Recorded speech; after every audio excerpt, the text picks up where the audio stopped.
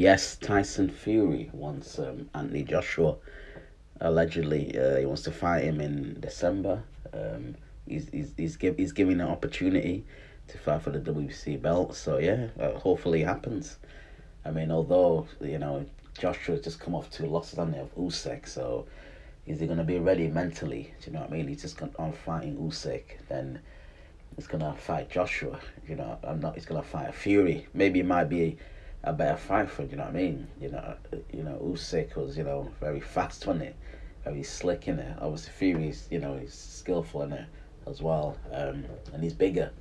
So, boy, it'll be a different type of fight, wouldn't it? So, but for Joshua, I think he's a fighter, and the fighters always want to fight. They want to fight the best. But will Eddie Hearn let him fight Tyson Fury after that loss? You know what I mean? Eddie Hearn's probably going to want him to fight Dylan White. Do you know what I mean? Still make money. Both guys coming off losses, so that makes more sense for me anyway. Fighting Fury now, is he mentally ready? Like I said, the money, it'll be, obviously money wise, it'll be good. The public, they'll accept that fight. Fury Joshua, that's the fight that people want in it. You know what I mean? Also, like in MMA and sports like that, people lose all the time. People fighters have multiple losses because you have to fight the best in there. There's no other way around it. Like I said, but we'll see. I mean, Fury Usyk is the one, isn't it? Because that's number one, number two. That's the fight that should really happen next, shouldn't it? That's the fight that should happen next. I think Usyk's resting, isn't he? After his had fight with two fights with Joshua, tough fights. They've been tough.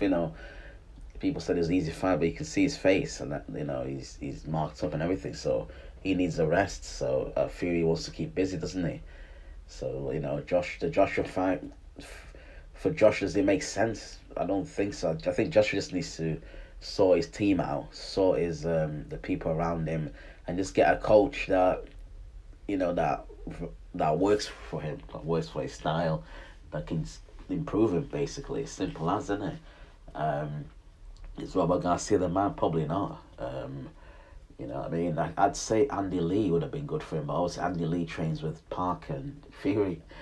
Someone from the Kronk gym, innit? You know what I mean? But, Joshua has got a lot of... His main issue is stamina, isn't it?